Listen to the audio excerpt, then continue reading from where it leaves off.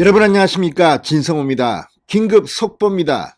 문재인 대통령이 윤석열 당선인의 용산 대통령 집무실 이전을 협조하지 않겠다는 그런 발언을 한 데 대해서 입장이 나왔습니다.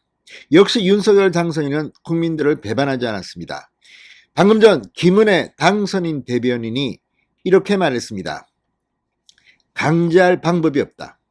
그렇지만 윤석열 당선인은 어제 대통령실 용산 이전에 대해 국민께 정중하고 소상하게 말씀드렸다.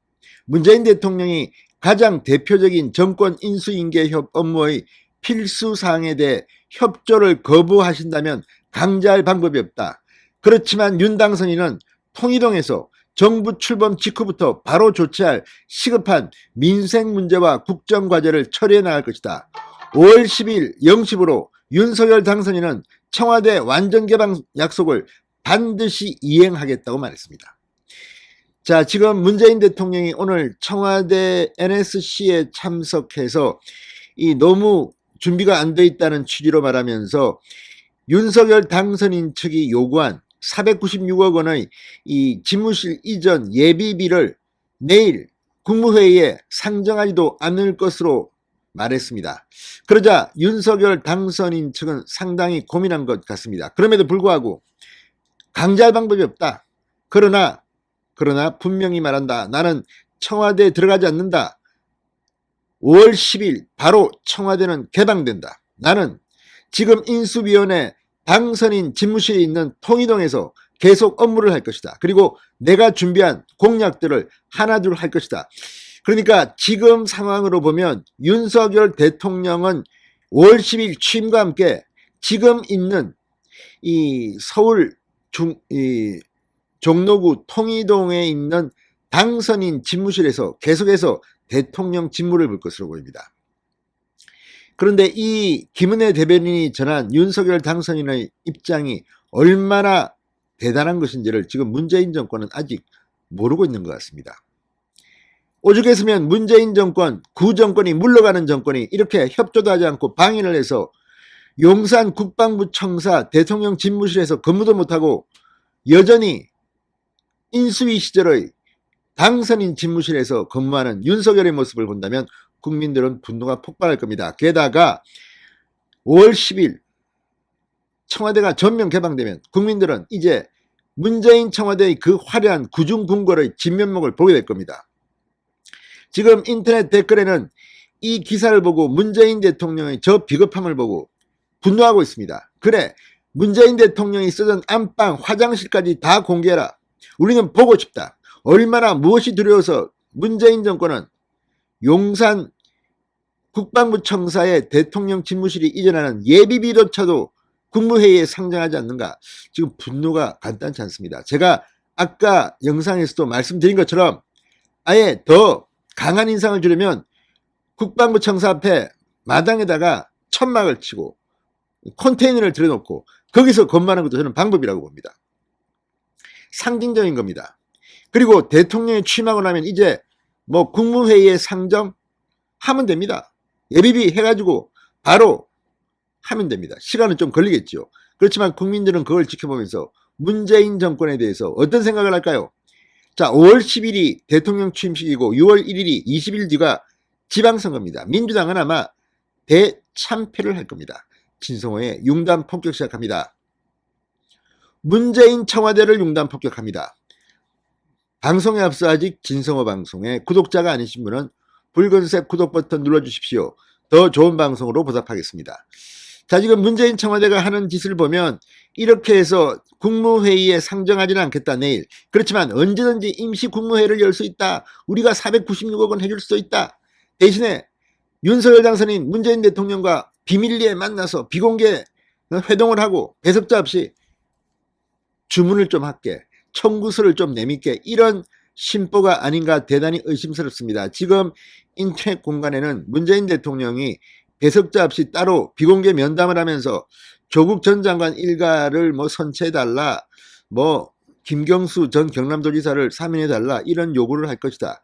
게다가 전임 대통령은 수사하지 말아달라, 공식 문서로 확인해달라 이런 요구를 할 것이라는 그런 이야기까지 돌고 있습니다. 물론 이건 제가 볼 때는 근거는 없어 보입니다. 그럼에도 불구하고 이런 이야기들이 왜 돌겠습니까? 문재인 대통령이 비공개 면담, 의제 뭐 없이 하자. 이 이유는 이런 것들을 주문하려고 하는 것이 혹시 만에 하나 아닐까 하는 의심이 많은 국민들이 하고 있기 때문에 아닐까 싶습니다. 자, 그런데 방금 전 김은혜 당선인 대변인이 했던 발언, 강제할 방법이 없다. 우린 지금 힘이 없다. 우린 아직까지 대통령이 아니다. 5월 10일 날 되면 한번 보자. 그러나 분명히 약속한다. 5월 10일 청와대는 개방된다. 5월 10일 0시부로 윤석열 당선인은 청와대 완전 개방 약속을 반드시 지키겠다. 윤석열 당선인은 청와대 들어가면 안 됩니다. 이렇게 방해해가지고 그 구중궁궐에서 한번 당신도 이해봐. 이래보면 용산 가기 싫을걸. 얼마나 좋은데. 어우, 안방도 좋고요. 화장실도 좋고요. 이런 속셈이라면 윤석열한테는 안 통합니다. 분명히 말씀드립니다. 자, 오늘 오전만 하더라도 박수현 청와대 국민소통수석이 한 라디오에 나와서 협조할 것처럼 이야기했습니다. 그런데 갑자기 오후 들어서 NSC 확대장관회의에서 문재인 대통령이 안보 공백과 혼란을 초래할 수 있다는 우려를 충분히 살펴볼 필요가 있다. 이렇게 급제동을 걸었습니다.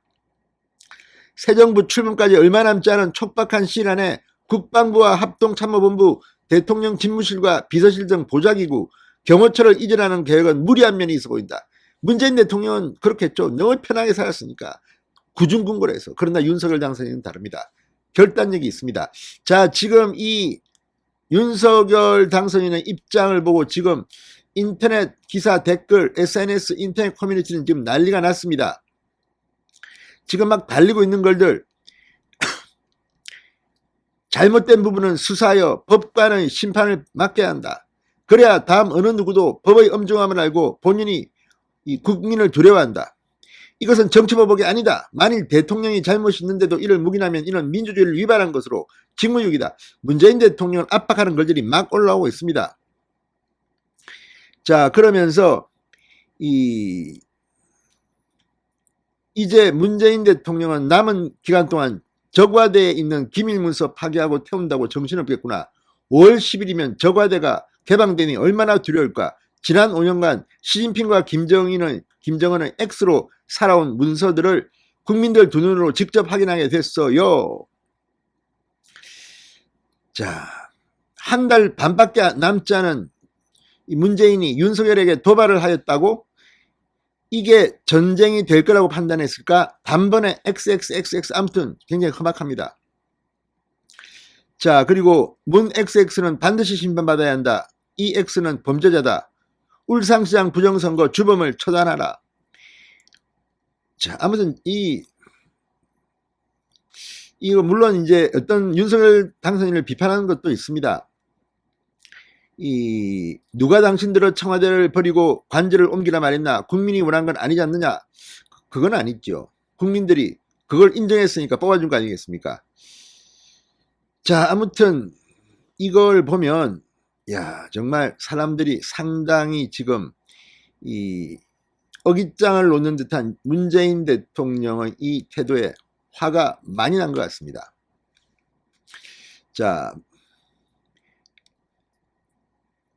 5년 동안 민주파리 선동정치로 법 위에 군림하면서 나라를 거덜내다가 정권을 뺏기니 5기로 어깃장 부리는 것도 며칠 남지 않았다. 내로남불 문슬람의 패거리들은 6.1 지방선거를 각오하라. 이게 대표적인 국민의 민심인 것 같습니다. 진성호의 융단 폭격이었습니다. 여러분 감사합니다.